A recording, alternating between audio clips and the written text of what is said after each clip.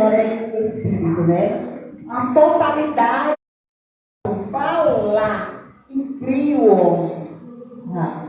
Ele não chegou assim e disse assim: anjos, vão lá e façam o homem. Ele chamou o Espírito Santo e disse: façamos o homem a nossa imagem e semelhança. E aí a gente ainda não conseguiu entrar na dimensão que isso é, no mistério que é a criação do homem. O homem não é uma criatura qualquer, o homem é a imagem e semelhança de Deus. Somente o homem, de todas as criações, somente o homem é a imagem e semelhança de Deus. Jesus veio na imagem de um animal. Jesus veio na imagem de um monstro, de uma árvore, de isso, daquilo, não. Jesus veio na imagem de homem. Jesus veio o homem. E o homem, ele é criado essa imagem e semelhança de Deus. Você quer saber quem é o homem? Olhe para Jesus. Você quer saber a importância do homem? Veja Jesus, o homem em Jesus. Então, ele é essa criação mais importante. E além disso, né, de ter criado a imagem nós somos. Apesar de sermos também a única criação de Deus que pode pensar e que pode dominar as outras criações de Deus, é o homem. Veja a importância que Deus dá ao homem. Até o salmista, lá no Salmo 108, ele disse: quem é o homem para que tu olhaste tanto para ele, para que tu fizeste eles quase semelhante aos anjos? Quem é o filho de Adão que tu tanto se preocupas com ele, né? Quem somos nós? O salmista, ele mostra isso, falando, se queixando de Deus. Quem é o homem que tu tanto te preocupas com ele? O homem é a imagem e semelhança de Deus. Então, partindo desse princípio, Deus dá a ele uma dignidade. Nós somos filhos de Deus. Então, eu sempre gosto de dizer que o mesmo amor que Deus colocou para me criar, Ele colocou para criar uma prostituta, o pior assassino, o pior psicopata. Então, Deus não me ama mais do que ama aqueles que estão na margem, estão pecando, né? Ama igualmente. E deu a todo homem essa dignidade de filho de Deus. Mas sabe como é a dignidade de filho de Deus? É a dignidade de filho muito amado por Deus. Muito amado por Deus, né? Nós somos muito amados por Deus. E a proporção humana, ela gira em torno dessa dignidade. Agora Deus ter dado essa dignidade ao homem, o pecado veio. O que é que o pecado faz? Com tudo aquilo que Deus criou, desse homem a imagem e semelhança de Deus, desfigura a imagem e semelhança de Deus. O pecado vem e diz para o homem: ó homem, pode ser um assassino. É isso que o pecado diz para nós. Ó homem, tu pode roubar, tu pode matar, tu pode prostituir. Porque Deus nos fez livre, também nos dá a liberdade, o livre-arbítrio, a liberdade de ir, de vir. E o homem não entende isso. E ele quer que o pecado vai fazendo?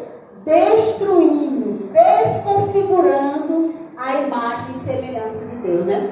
Quando a gente diz assim: o meu computador, o meu PC, ou o meu notebook está desconfigurado, eu não consigo acessar nada, eu não consigo entrar em lugar nenhum, eu não consigo ver nada.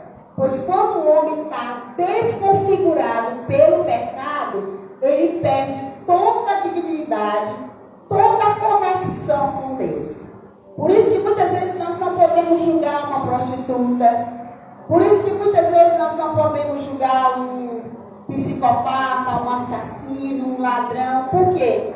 A imagem de Deus que está nele está desconfigurada. Ou seja, ele não consegue entrar em conexão com Deus. Aquele sinal do homem não consegue saber que Deus existe, né? E o que é que Jesus faz quando o homem está assim com essa perda da dignidade? Jesus vem, em primeiro momento, vem o quê? Jesus veio conectar o homem novamente com Deus. Jesus vem configurar aquela imagem e semelhança de Deus que foi perdida pelo pecado. Aí Jesus vem, nos ensina a viver como filhos amados de Deus. Tudo que a gente vê na palavra, Jesus querendo nos ensinar a viver como filhos de Deus, como imagem e semelhança de Deus. E aí Jesus, né, cumpriu a sua missão e subiu para os céus e está no meio de nós, como nós sabemos. E aí Jesus deixa essa missão para nós. O homem continua se desconfigurando, o homem continua perdendo essa imagem e semelhança de Deus, o homem continua no pecado, e sou eu e você hoje que entendemos o valor dessa dignidade de ser filho de Deus, que temos que levar a dignidade aos outros. Por isso que precisa existir esse ministério, né? Isso precisa existir um ministério de promoção humana, porque essa missão que Jesus fez de resgatar o homem, aquele homem que estava perdido, hoje essa missão é sua. Como dizia a nossa coordenadora, você é promotor humano. Você que é desse ministério. A sua missão agora, dentro desse ministério, é resgatar a dignidade dos filhos de Deus, que chega no nosso grupo de oração. Todo dia chega a gente no nosso grupo de oração necessitando, né? E aí, o que a promoção humana deve fazer? Né? E aí, hoje, eu coloquei aqui, que hoje o pecado continua aprisionando os homens, tirando ele dessa imagem e semelhança de Deus, levando para si a dignidade de filho de Deus. É as drogas, é o álcool, é o roubo, é a corrupção, é a prostituição, é o desemprego. Tudo isso são canais que vão desconfigurando o homem. Então hoje nós temos essa missão como agentes de promoção humana, de resgatar a dignidade dos filhos de Deus que se perderam. E aí a promoção humana, ela tem passos. Nós sabemos que a promoção humana, nós que já estamos no ministério, já ouvimos falar muito sobre isso, né? Que para a gente promover uma pessoa, a gente precisa seguir alguns passos. O primeiro passo é assistência. Vamos supor que se chegasse uma pessoa aqui agora, e ela estivesse mal trajada, com roupas sujas, fedendo, descabelado, né? Sujo e com fome. Qual seria a nossa primeira atitude para que ele se sinta igual a cada um de nós, já que ele foi criado com o mesmo amor que eu fui, que o seu Lindomar foi, que todos nós fomos criados? Para que ele fique ao nosso lado sentado, a gente precisa prestar essa primeira assistência material que ele estava precisando. Seria o quê? A gente precisaria dar a ele roupas novas. Não é verdade?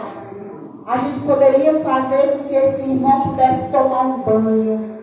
A gente poderia cortar o cabelo dele para ele se parecer com gente. Não é isso? E se ele tivesse com fome, a gente poderia providenciar agora uma comida para eles. Isso é assistência. É um primeiro passo da promoção humana. Se a gente fizesse essa assistência paliativa, imediata, para esse irmão, tem uma cadeira aqui, ó, duas. Tira essa sacolinha, que sacolinha não precisa sentar. Se a gente fizesse isso agora, essa assistência rápida para esse irmão, nós estaríamos fazendo o primeiro passo da promoção humana. Ele não estaria promovido ainda. Quem lembra qual é o segundo passo da promoção humana? Pastorear. Evangelizar aquele irmão, né? Nós vamos ali mostrar que Jesus o ama. Nós vamos dizer para ele que Deus o criou à imagem e semelhança de Deus, não é isso? Eu diria assim, a fase mais difícil. Porque é conscientizar aquele irmão pela evangelização de que ele tem valor. Que ele é um ser humano com valor. De que ele foi criado à imagem e semelhança de Deus. De que ele, de todas as criações do mundo de Deus, ele é o mais importante. Ele é a mais importante. Que o tempo tem valor. Que nós temos valor. Que o Espírito Santo está em nós. Em cada pessoa. Seria o segundo passo. Eu diria o passo mais difícil. É lançar o querigma na vida daquele irmão. Apresentar Jesus para ele. Falar o quanto Jesus o ama. O quanto ele é precioso aos olhos de Deus. Né? Aí nós estaríamos dando esse segundo passo na vida do irmão. O terceiro passo seria libertar aquele irmão daquilo que está aprisionando. O que faz aquele irmão andar sujo pela rua? O que faz aquele irmão sentir fome e não ter um trabalho para conseguir seu alimento? Qual é o pecado que aprisiona aquele irmão? Quais as cadeias, quais as correntes que estão aprisionando aquele irmão que ele não tem forças para trabalhar, para viver dignamente nessa sociedade? O terceiro passo seria libertar os irmãos das cadeias, das correntes que aprisionam ele. Quando a gente consegue atingir esses três passos, aí é a promoção humana. Aí nós estamos realmente promovendo o irmão. Quando ele começar a conseguir caminhar com as suas próprias pernas, né? E nesse terceiro mistério da libertação, quando a gente consegue libertar o irmão, nasce um homem novo. O homem velho morreu. E o homem novo surgiu. Um homem que agora se reconhece a imagem e semelhança de Deus. Por isso que às vezes a gente diz assim, promoção humana não é dar somente uma cesta básica. A gente não tinha feito nem 50%. Se você lá no seu grupo de oração pensa de dar a cesta básica todos os meses para aqueles irmãos que estão necessitando, você está fazendo muita coisa, você não está fazendo nem 20% daquilo que Deus pede para você. Você tem que evangelizar. Você tem que levar o irmão a se libertar daquele mal que o oprime. Pode ser até simplesmente uma falta de emprego. Não é? Pode ser simplesmente uma falta de autoestima. Tem irmão que tem autoestima tão baixo, que ele não consegue prosseguir na vida. Ele começa a fazer um curso, ele volta. Ele começa naquele emprego, ele volta. Ele começa a trabalhar, vai 2 meses, 3 meses, desiste. Porque alguém falou mal para mim, porque alguém olhou mau jeito para mim. Então, às vezes, promover está simplesmente em poder levantar a autoestima daqueles irmãos. Não é? Então, isso é a promoção humana. Eu queria dar um exemplo, Santa Teresa. O amor para ser verdadeiro,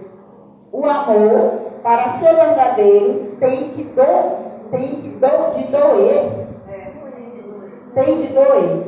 Não basta dar o supérfluo a quem necessita. É preciso dar até que isso nos machuque. Então a gente tem que dar mais, entendeu?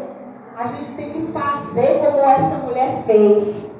De 39 mil pessoas que ela acolheu, 19 mil morreram nos seus braços. Mas morreram de uma forma digna.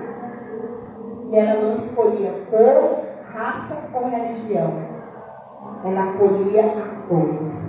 Então, a promoção humana é eu olhar para aquele irmão e ver surgir um homem novo. Um homem que se sente amado por Deus. Um homem que agora é capaz de amar o outro.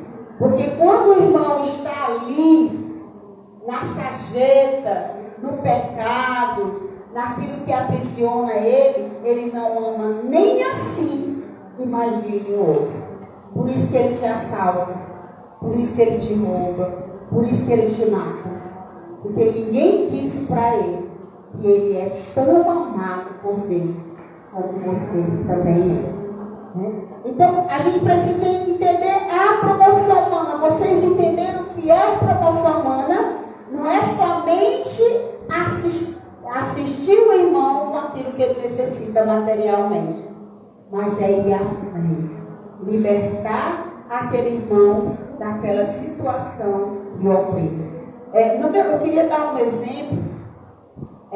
No meu grupo de oração, há mais de, vou dizer, 20 anos, porque quando eu cheguei lá já era feito esse serviço, né?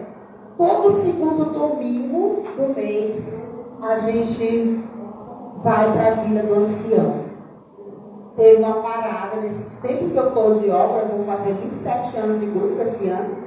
Desses tempos que eu estou de obra, a gente passou esses 2 anos da pandemia e voltamos agora. O que a gente fazia lá? Como promover aqueles irmãos que já estão no final da vida? Qual é a necessidade? Como libertar aqueles irmãos? Como promover aqueles irmãos, já que ali eles têm um salário dado por governo, que a maioria já passaram de 65 anos, tem direito ao benefício LOAS, eles têm um salário, talvez eles nem peguem esse valor, mas eles têm direito. Eles têm teto, ele tem comida mal ou ruim, mas é dada por governo, todo dia tem que ter café, almoço, janta, lanche, eles têm. Como seria a promoção humana daqueles irmãos? Eles têm roupas, né, dadas pelo governo. Talvez não falte o material. O governo está dando o primeiro passo da promoção humana, mas o governo não passa do assistencialismo. O governo só dá aquela assistência ao irmão. E aí nós, como um grupo de renovação, como um grupo entendedor do que é promoção humana, nós vamos levar aquilo que mais falta e que aprisiona aqueles irmãos e que muitos deles, às vezes, que acontece suicidar. O afetivo, o amor. Sabe o que aqueles irmãos estão precisando para serem promovidos? Amor. Amor. Porque os filhos abandonaram, porque a família abandonou, porque eu já ouvi muita história de minha filha disse que vinha sexta-feira, minha filha disse que vinha no dia 5, hoje é quanto? Entendeu? Então, como promover? E aí a gente vai para lá, naquele dia a gente faz questão de levar o lanche dele, um lanchinho especial, melhor do que o lanche assistencialista do governo, um lanchinho mais especial, um lanchinho que pensa na saúde deles, que pensa na idade deles, que pensa no estado que eles estão. E aí a gente leva um lanche especial, não é qualquer coisa, não é refrigerante, meus irmãos, que a gente vai dar para os idosos. É promover.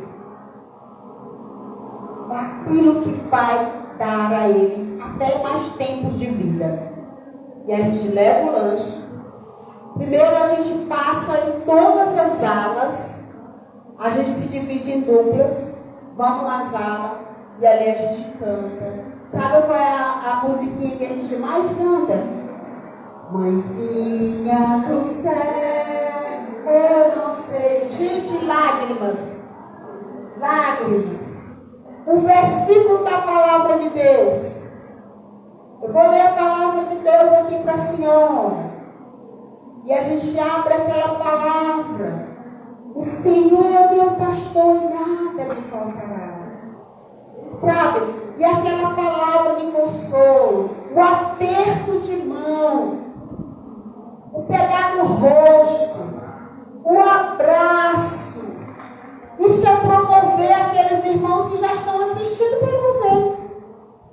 É dizer para eles que eles são amados por Deus.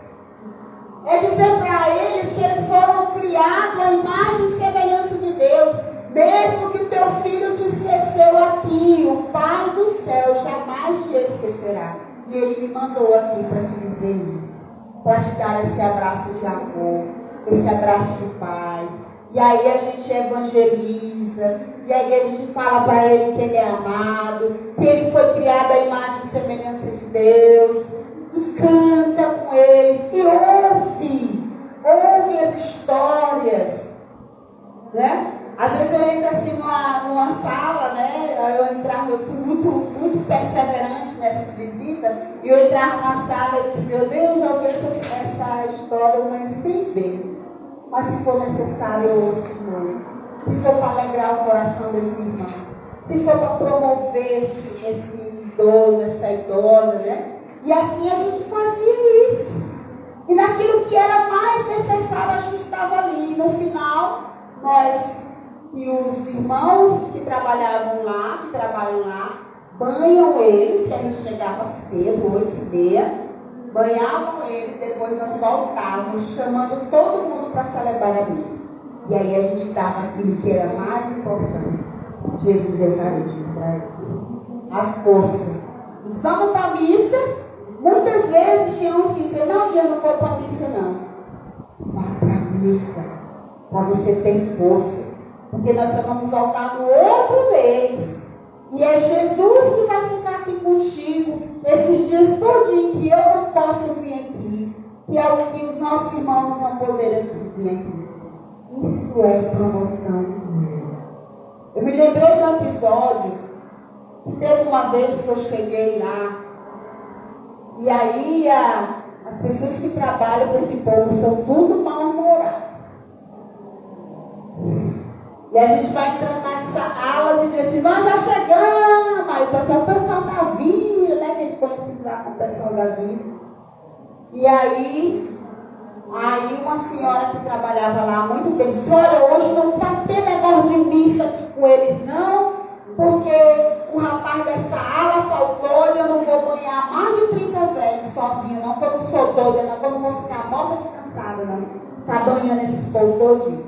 Aí estava eu e 2 amigos meus aqui da promoção humana e disse assim, seu Raimundo, você topa banhar esses velhinhos dessa ala comigo? Eu disse, na hora. Aí eu disse, pois vai ter missa sim, porque o padre já confirmou. E se for só para banhar, nós vamos banhar. Nesse dia, eu e o seu Raimundo banhamos mais de 9 idosos. E o que mais me chocou, quando a gente estava lá pelo 7º idoso, ele disse assim, até a forma que vocês jogaram o sabonete na gente é diferente. É delicado. Vocês são a visita de Deus que eu esperava. Você sabe o que é banhar um idoso de 90 anos, 8h30 da manhã? E eu dizia assim, eu vou jogar água. A água está fria. Posso jogar agora? Ninguém nunca me perguntou isso. Isso é promoção humana, meus irmãos. É olhar para aquele irmão e perceber que ele é a imagem e semelhança de Deus. E que ele não precisa somente do assistencialismo. O assistencialismo ele precisa. Ele precisa da casa para morar, do teto que o governo dá, que mal cuida. Ele precisa. Ele precisa daquele alimento, mas ele precisa de um alimento pensado na idade e na situação da sua saúde. Não é 20 caixas de quero que chegaram lá para a gente ver. Eles viam, gente, isso não é cor de governo mandar para idoso, não. Acho que Guaraná, refrigerante quero. Entendeu? Então, meus irmãos, para a gente entender, quando eu chego aqui, ele não quer funcionar, né? Tem que ir para ele. O assistencialismo é quando nós restringimos o bem em atitudes paliativas. Quando eu restringo o bem em apenas dar aquilo que o irmão necessita naquele momento, eu estou fazendo simplesmente o assistencialismo. Às vezes Deus coloca assim nas nossas orações, que Ele já colocou na minha, procura uma pessoa para tu ajudar todo mês. Aí a gente tem aquela pessoinha que a gente vai ajudando, esse mês eu dou uma cesta básica, no outro mês eu ajudo a comprar um remédio, no outro mês eu dou uma roupa, né? Mas aquilo que eu estou dando todos os meses está ajudando aquele irmão a sair daquela situação de miséria?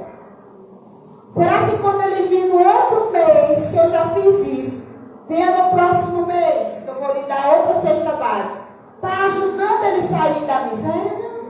No outro mês ele continua o mesmo pedinte, o mesmo mendigo. Isso é assistencialismo. São alternativas, atitudes paliativas que ajudem ali 5 minutos. Às vezes quando a gente dá uma esmola lá no sinal do trânsito, R$5. É um assistencialismo que vai ajudar o irmão por uns 30 minutos somente. Porque ele pode comprar um suco ruim e um pedaço de pão ou de bolo também ruim comprado em padaria. E ali vai ajudar ele pelos 30 minutos. Mas passou os 30 minutos, ele vai continuar com fome. Isso é assistencialismo. É eu tentar restringir. Eu quero fazer o bem, mas eu restringo tanto o bem, só uma atitude paliativa, ou seja, uma assistência imediata que não ajuda aquele irmão a ser uma pessoa melhor. E nem a sair daquela condição de pobreza. Vocês entenderam? Eu queria que vocês pudessem cada vez mais entender como nós podemos fazer para tirar. Eu coloquei aqui, assistencialismo é uma forma de prestar uma assistência, uma ajuda, uma colaboração àqueles que estão necessitando. E isso, um apoio, né? E isso não é promocionar. As filhas estão falando. As filhas estão falando. Tá aí, deixa eu ver quanto tempo já fala. Então, isso só é uma forma. Vamos trazer um exemplo bem claro de assistencialismo. A Bolsa Brasil, né? Que vai se chamar Bolsa Família novamente, é uma confusão. Será que aquele antigamente era só R$140? Né? Na pandemia, deu um salto para ser R$600. Será que esse mês, essa pessoa que recebeu R$600, aqueles R$600 ajudou ele a sair daquela condição de miséria? Ou no próximo mês ele vai estar na mesma condição? Na mesma condição. Talvez aqueles R$600 aumentou mais ainda a condição de miséria na vida daquele irmão. Obrigado. Então, isso é assistencialismo que o governo faz. Mas nós somos um pouquinho mais conhecedores da palavra de Deus do que o governo. Nós não podemos cair nessa de achar que o governo é bonzinho, de que ele está dando R$ 600, já é muito para esses irmãos. Pelo contrário, ele está prejudicando aqueles irmãos, viciando cada vez mais. Vamos supor, uma criança. Ele vai dizer assim, quando ele estiver mais adulto: ah, mas minha mãe viveu o tempo todo no governo dando aqueles 600. Eu nem preciso trabalhar, eu não preciso estudar. Se minha mãe viveu ali, a gente não quer ser o retrato daquilo que a gente viu os nossos pais fazendo. Ele está viciando crianças, está viciando adultos, a querer viver naquela mesma vidinha. E o homem tem que pensar para frente. O homem, Deus deu a ele sabedoria que nem outro animal tem. O homem tem inteligência. O homem tem que se destacar. Não foi à toa que Satanás se revoltou quando ele soube o que Deus tinha dado para ele. Qual o poder que Deus tinha dado para ele.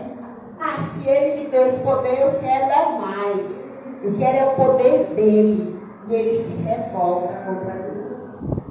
Então, o fato da pessoa receber esse Bolsa Família, Bolsa Brasil, sei lá como, não tira ele daquela condição de miséria.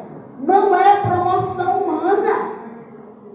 Embora esteja lá no ministério que promove o homem e tudo, mas não promove ninguém não. R$ 600, meus irmãos, não dá para uma mãe e 2 filhos sequer passar nem 10 dias comendo, fazendo nem 3 refeições diárias. E o resto? E o restante do mês? É para o filhinho ir roubar? É para o pai ir assaltar? Não tem outra solução.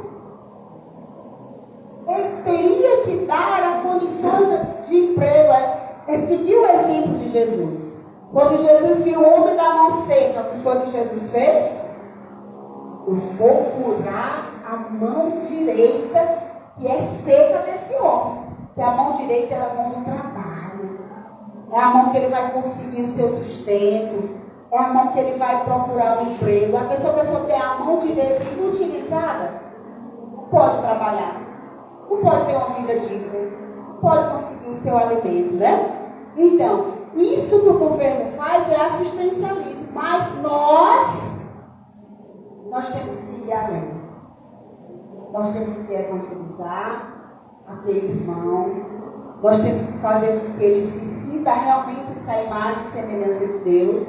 Nós temos que dar a eles condições para correr atrás do seu próprio sustento. Eu queria muito que esse programa, Bolsa Brasil, disse: quem recebe R$ 600 precisa fazer um curso. Se for mulher, faça um curso lá, ou de costureira, ou de confeiteira, ou de bolo, ou de salgado.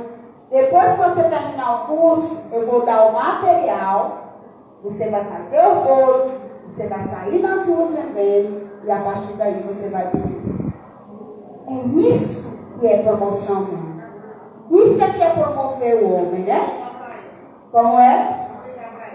Seria até melhor para ele, porque ia diminuir, ia sobrar dinheiro para a saúde, ia sair dinheiro para a educação. Diz assim: eu trabalho numa escola. Gente, no início do ano, é tanta mãe querendo matricular o seu filho só para receber a declaração para botar no Bolsa Família. Aí nós lá na escola fizemos assim: só entregue a declaração se ele não tiver uma falta. E aí aquele filho não quer estudar. E aquela mãe se desespera. Eu vim aqui porque meu filho veio buscar a declaração para me levar para o CRAS. Ele disse: mas ele não pode receber a declaração. Olha o diário de classe dele. Não assiste uma aula. Aí ele sai de casa, mas ele não está vindo para a escola. Primeiro você precisa educar o seu filho. Porque senão você vai viver o tempo todo necessitando desses 600 e seu filho nem estudando tá. Você tem que colocar realmente, acompanhar o seu filho, para que amanhã ele também não necessite dessa declaração que você tanto busca. Vocês entenderam? Isso é assistencialismo que vicia pai, mãe, filho e tanta geração. E aí fica aquele horror de menino no pátio. Eles têm que ir pelo menos 2 meses para a escola, até a mãe pegar a declaração. Aí eu digo, menino, por que tu não entra para assistir aula? Não, a minha mãe já pegou a declaração, eu estou só enquanto ela pega a declaração. Gente, o que é isso? Aí se gasta com a educação, mas o governo não educa. É difícil, né? Ir para frente. Deixa eu ver onde foi que eu coloquei mais aqui.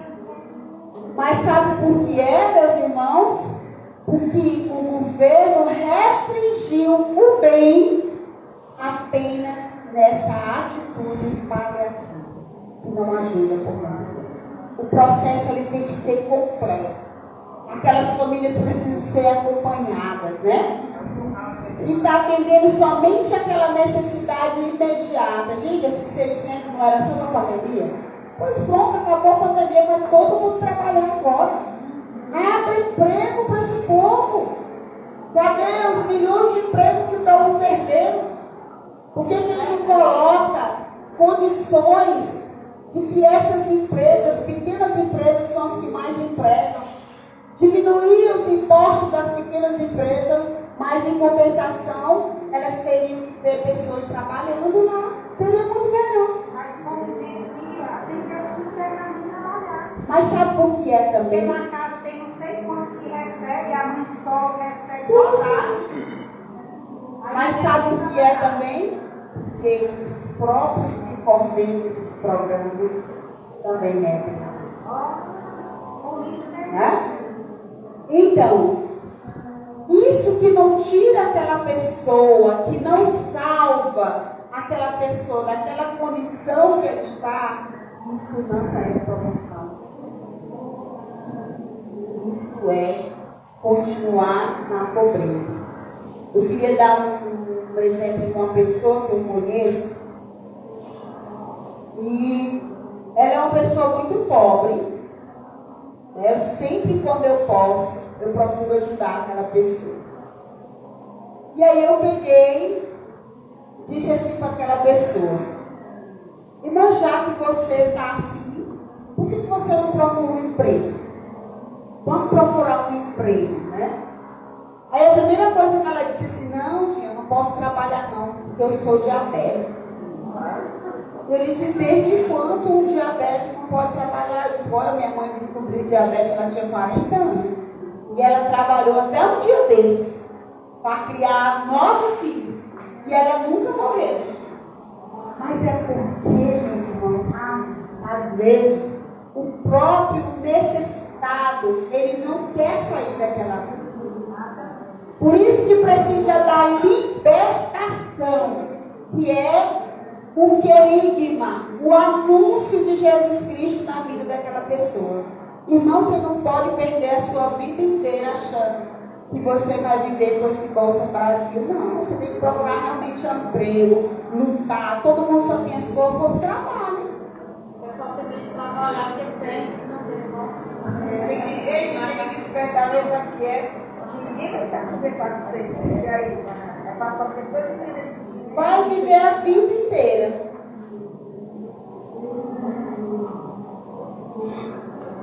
Então, a gente precisa entender isso em nossas vidas, né? Porque para a gente viver a promoção humana, a gente precisa buscar cada vez mais seguir esse passo, sair do assistencialismo e avançar um pouquinho mais. Nós não podemos vislumbrar a promoção humana pensando apenas nas necessidades humanas daquela pessoa, né? Mas nós precisamos também entender que ela precisa dessa evangelização, que é o conhecimento de Jesus Cristo em sua vida e a libertação daquilo que aprisionou a pessoa, né? E é isso que a gente é chamado a fazer. Aqui eu anotei algo que a gente tem aqui na folhinha, que assim: é preciso agir na caridade, segundo o catecismo da igreja, que a caridade é a virtude teologal pelo qual amamos a Deus sobre todas as coisas, por si mesmo e ao nosso próximo como a nós mesmos, por amor a Deus. Aí, o que esse trecho do catecismo quer nos lembrar?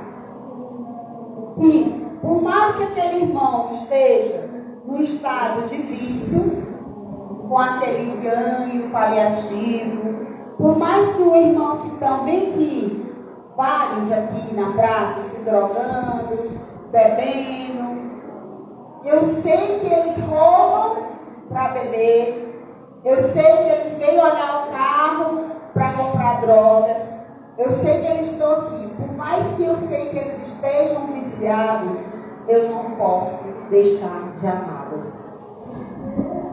Porque eles estão naquela situação, porque eles não sabem quem realmente os criou, quem eles são como seres humanos, a preciosidade que eles são. O agente de promoção humana, ou o promotor humano, como diz Araguaci, ele precisa amar além de suas forças e de sua razão. Porque se a gente for pela razão, eu não dou, eu não ajudo. Você precisa reconhecer que naquele irmão drogado, bem no fundo, existe a imagem de Deus. Você precisa reconhecer que Deus está ali naquele irmão. E aí aí agora é o ponto da gente entender se nós já estamos prontos para estar nesse ministério. É reconhecer no drogado, na prostituta, no assassino, no assaltante, a imagem de Deus. E ele é imagem e semelhança de Deus. E que Deus está nele com a mesma força que está em mim, com a mesma potência. Embora ele não reconheça Deus em sua vida. Porque eu e você deixamos de evangelizar o irmão. Porque que muitos irmãos, quando chegam no nosso grupo de oração, com os corações chagados, feridos, cheios de espinhos no coração, porque tiveram uma história de vida difícil, dolorosa, né? E o que eu fiz para ajudar aquele irmão? Será que a gente pensa que só o seminário de vida é o suficiente? Não. Só a experiência de oração é o suficiente? Não. Só a introdução? Não. Aquele irmão precisa desse acompanhamento, do pastoreio, de avançar em sua intimidade com Deus. Talvez passar por todo um processo formativo da RCC, entendendo toda a história da renovação, passando por todos aqueles módulos, o pastoreio, o acompanhamento. A gente não pode soltar o irmão. Às vezes as pessoas chegam para mim no grupo de oração e dizem: chegou uma pessoa aí, parece que ela é meio estranha. Assim, no fato de ter a vida bem dolorosa, está cheia de traumas, né? Chegou assim no seminário com o coração cheio de espinhos, vamos precisando de cura, de libertação, né? Chega gente que mente, chega gente que rouba, chega todo jeito de coração. E aí a gente precisa estar com os olhos da carne abertos, mas também com os olhos do coração abertos para acolher o irmão. encaminhar ele para o ministério, né? Às vezes de oração de cura, acompanhar qual é a necessidade daquele irmão. É isso que a gente deve fazer, né? Acompanhar aquele irmão e ver o que a gente pode fazer para mudar a vida daquele irmão. O último testemunho que eu queria dar sobre isso, eu queria saber se vocês realmente entenderam o que é a diferença do assistencialismo para a promoção humana. Então, eu quero contar uma história de uma senhora. Eu vinha para essa igreja todos os domingos. Eu participava da missa 8 horas da manhã. Sempre gostei de participar da missa, assim, no último banco. Já entrava aqui na porta e sentava no último banco. Anos e anos eu participando da missa, uma senhora assim me chamou muita atenção. Eu disse, meu Deus, essa senhora me parece ter assim um coração tão dolorido, mas uma pessoa tão piedosa, tão cheia de fé. Todo domingo ela estava na missa. E às vezes a gente ficava aqui na missa e um dia o Senhor colocou, se aproxime dela. E aí eu me aproximei daquela senhora. Eu disse, oi, tudo bem? Na hora da paz eu fui lá. Teve um dia que terminou a missa, eu fui lá conversar com ela. E eu perguntei, eu disse, amor, que bom, todo domingo eu me vejo aqui na missa, né? Muitos anos eu participo. O nome dessa senhora é Socorro. Aí eu disse, onde é que a senhora mora? Olha, a gente faz visita a idosos. Sabe, nesse ministério eu me apaixonei tanto por idosos, eu não podia ver um idoso na rua. Eu já queria dar um abraço, eu já queria conversar. E aí eu conversei com aquela senhora e disse, eu moro sozinha. A senhora mora só. Se eu levar um grupo de amigos para a gente conversar, para a gente rezar na sua casa, eles podem ir. Pois bora marcar no próximo domingo, logo após a missa, não sei o quê. Vim para a missa, a velhinha não veio para a missa. Ficou arrumando a casa. E eu disse, meu Deus, ela não veio para a missa hoje. Aí eu marquei com o menino da promoção, quando nós fomos lá. Fui bater na casa dele. Quando nós chegamos lá, já era quase, a missa termina às 9h30, a gente foi, né? Chegamos lá quase 10 horas. Bati na porta, teve umas 3 pessoas da promoção humana. E aí ela estava lá. E ela disse assim, dando socorro, eu trouxe um povo, nós vamos conversar, vamos rezar. E era uma casinha bem pequenininha, uma kitnet. Ela morava sozinha, a gente começou a conversar, perguntar cadê os filhos, eu não tive filho, eu criei um sobrinho, ele foi embora, e começou a falar da vida dela, nunca teve filhos, nunca casou, morou sozinha, e tudo. E a senhora tem algum dinheiro, eu recebo um aposento, né? E esse meu sobrinho que recebe, ele paga o aluguelzinho da casa, na casa na época parece que era R$250, não me lembro. Esse a gente começou a conversar. E aí a gente perguntou, e o que a senhora tem hoje para o almoço? E ela disse assim, hoje eu tenho 1 mingau de farinha. Somente. Não tem sal. E eu vou comer este mingau, sabe? Ao seu nome, sem sal? Ela disse, sem sal, porque até o sal acabou. E eu vou esperar o meu sobrinho aparecer aqui. Geralmente ele vem todos os sábados, deixa uma coisinha e vai embora. E a senhora vai passar esses dias todos esperando o próximo sábado sem sal.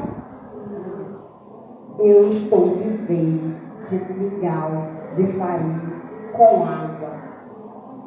E aí, quando eu olhei para aquela mulher, eu disse, por que não pede o sal vizinho? Eu senti assim um orgulho, né? Ferido, uma senhora muito maltratada pela vida, que sofreu, que não, sabe, que não tinha condições. E aí, O seu nome, ela disse, vocês querem experimentar? O rapaz foi experimentar, que estava comigo, tinha condição de comer. Olha, nós saímos dali, todo mundo chorando, em lágrimas. Eu disse, agora, para onde nós vamos? Para onde nós vamos? Aí o seu nome disse, eu vou lá em casa ver o que eu tenho para me trazer para ela. Mas por que a gente não compra uma quentinha? Não tinha uma quentinha, só vai dar agora. E quer lá comer de noite? E a gente pegou, saiu de lá, foi para casa de uma pessoa, começamos a rezar por aquela senhora. A gente rezava, a gente chorava. Gente, vamos agir. Né? E aí, o que uma senhora precisa? De leite, minha gente. Precisa de um cafezinho, precisa de um mescal, precisa de uma fruta. E a gente foi saindo na casa de todo mundo do grupo de oração e fomos deixar lá na casa dela. E eu disse, ó, o Senhor não nos mostrou essa mulher. Ele quer muito mais de nós. Esse senhor, que era o seu Nabil, ficou muitos anos com a gente, agora ele está cego, mais de 20 anos no ministério. Ele disse assim, Dinha, eu cuido de uma idosa que mora só, que eram duas, que morreu uma. Que tal a gente aproximar essas duas idosas para ela ir morar lá? Ela já não pagava o aluguel. Eu disse, não, mas primeiro a gente precisa conquistar a confiança dela. A gente não pode propor isso ela agora. Né? Eu estou passando tempo, né? Era você. Só encerrando aqui. E aí a gente começou a fazer visitas mais vezes àquela senhora. A gente percebeu que aquele sobrinho enrolava ela. Era aposentada. Era aposentada. Ele pagava aluguel, deixava uma cesta básica, vinha no sábado que dava e trazia alguma coisa. No sábado que não dava, ele vinha, ele não via. Já tinha gasto o dinheiro todo. Aí a gente começou a dar mais cesta básica para ela, né? Chegamos até um dia encontrar esse sobrinho, tentamos aproximar ela dessa outra senhora, não mandamos ela desalugar a casa, né? Um ano depois a gente foi conversar essa conversa. Mas a senhora que precisava de imposição de mão, vai dizer, gente, ali só se for um batismo daqueles avalaçador que pegue todas as feridas do coração. Gente, esses irmãos que estão aí nas drogas, essas senhoras que estão lá na Vila do Ancião, essas senhoras que moram sozinhos, eles têm uma história de vida dolorosa. Só o Espírito Santo para curar. Eu disse, gente, se a gente vir todos os dias da semana tentar batizar essa mulher, nós não vamos conseguir ainda resgatar. Porque pense no coração cheio de Espírito, pela vida, pelas irmãs que abandonaram, pela sociedade, por tudo. Ela tinha mágoa de tudo nesse mundo, aquela senhora tinha. E aí um belo dia, nós levamos ela na casa da outra senhora. A outra senhora era de boa condição de vida, foi catequista ao longo da vida dela, professora, alfabetizava criança, uma senhora muito conhecida aqui na Zona Norte. Tinha um quarteirão de casa, linda, maravilhosa. O marido dela morreu, a irmã dela morreu, ela ficou sozinha. Tentamos aproximar ela para uma ajudar a outra. Sabe, a outra senhora lá, toda receptível, alegre, Socorro, vem morar aqui comigo. E ela, orgulho, coração puro, coração fechado. Para vocês entenderem que muitas vezes esses irmãos que estão na rua, têm coração. Não tem aquela passagem de Isaías? Eu preciso tirar o coração de pedra, dar o coração de carne. Que é muito sofrimento, muita dor. Só queria perguntar, vocês entenderam o que é realmente a diferença de promover e de assistencialismo? Sim. Hoje nós precisamos fazer a promoção humana acontecer dentro do nosso grupo de oração. Amém? Amém. Então vamos assim fechar os nossos olhos. Dá tempo, coordenador? Oi? Desculpa. Eles cantaram uma música. Eu quero amar, eu quero. Ele é cantor. não sabia. Aquilo que Deus quer, eu quero amar, eu quero ser aquilo que Deus quer. Sozinho eu não posso mais. Sozinho eu não posso mais. Sozinho eu não posso mais. Quem vai nos ajudar? O Espírito Santo. Vem, Espírito. Fecha os teus olhos agora. Vem nos ajudar a viver a promoção humana, Espírito Santo. A sermos verdadeiramente, a levantar, a despertar em as níveis da vida, a esses irmãos, a anunciar a eles que eles são filhos muito amados de Deus. Eu não posso mais viver. Eu quero amar. Eu quero amar, eu quero ser aquilo que Deus quer. Eu quero amar. Eu quero amar, eu quero ser aquilo que Deus quer. Sozinho. Eu não posso mais. Sozinha eu não posso mais. Sozinha eu não posso mais viver. Ave Maria, Cheia de graça, o Senhor é convosco. Bendita sois vós entre as mulheres. Bendito é o fruto do vosso ventre, Jesus. Santa Maria, Mãe de Deus, rogai por nós, pecadores, agora e na hora de nossa morte. Amém.